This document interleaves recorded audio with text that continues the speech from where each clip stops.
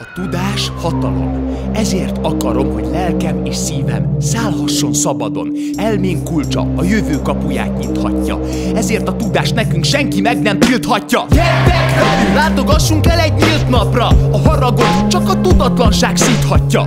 Ezért legyen hangos agyunknak a szívhangja. Mi vagyunk a jövő! Leszen a hallgatásnak írmagja. Azért, mert kiállunk a vita és az érv mellett. Talán mégse legyünk megbélyegzett bérencek. Magolva a jövőt, biztos, hogy nem érted meg. Fedezzük fel a tartalomban végre az értelmet. Kosztolányit értjük, milyen a részegség hajnala. Mert funkcionális analfabéta, a fiatalok egyharmada. Az oktatásnak bizony a legnagyobb bukása. A fiatalokat nevel csupán lexikális tudásra. Márciusi ifjakat tudni kell, Petőfi jókait. Na meg itt tanítja meg neked az emberi jogait. 26-os pont, a tanuláshoz való jogod. Hát talpra diák, mutasd meg, hogy nem számít a korod. Az iskola nem laktanya, ne katonákat neveljen. Osztály, vigyázz! Ezen egy nép kéne, hogy nevessen. És mégis egy ország csöndben tűri és hallgatja, hogy egy diákot a tévében okítanak nyelvtanra. Az előző mondatnak rejtett volt az alanya, és még mielőtt megkérni, délre van baranya. Már is mondok példát gyorsan a hexameterre. Áfás számla igényét kérjük, előre jelezze. Remélem jól feleltem, tanár úr kérem, de legyen szíves, lássa be, hogy kétoldalú az érem. Most éppen egy generáció a jövőért tesz, még 5 égi kar inti, frigyes, sikeres lesz. Szeretnénk, hogy egy rendszer a percipiálja, hogy mi is az élet hasznos matematikája. Ha a tananyagban a deriválás, a kamat, az áfa ott van, akkor miért vagyunk zavarban a visszajáróval a boltban? Persze felismerem a valós, a történs prímszámokat, de mégis anyám csinálja az adóbevallásomat. Miért szól évszámokról az énekóra? Szóljon hangosan Kodály intermedzója. Hogyan csatlakozzak bárki érvrendszerére, ha belefáradtam a bogarak bérrendszerébe? Mert fontos a mással hangzók összeolvadása, de fontosabb egy szabad ország szabad oktatása. Tanulni akarunk, de nem mindegy hogyan. Ezért harcolunk, igen sokat. Oktató, hallgató, növendék, nebuló, deák, diák, tanár, tamonc, tanuló. Tanulni akarunk, de nem mindegy hogyan.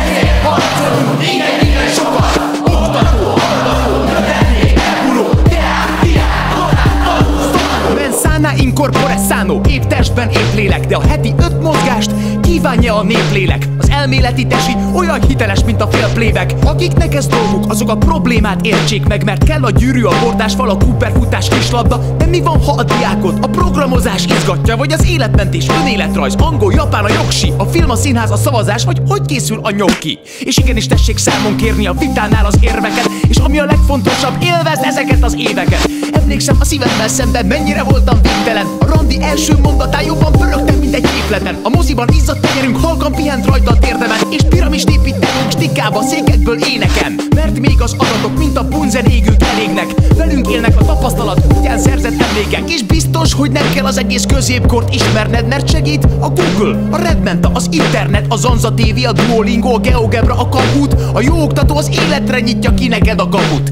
Kapitányom, légy elmém szárnya. Együtt harcoljunk, mint a holdköltők társasága. Legyen autonóm az iskola, a liberális, miért eretnek? Mi mindazokért állunk ki, akik tanítani szeretnek. Akik Pitagoraszt és Pilinszkit velünk együtt kutatják. Az egyént nem tapossák, hanem az utat mutatják. Gyerekeket fertőz az üres demagógia. Legyen a bátorság a vért, és kard a pedagógia. A humor legyen pajzsunk, és sisak a jellem. És kéz a kézben küzdjünk a szegregáció ellen. Egy vegyes társas környezetben az életre nevelnek.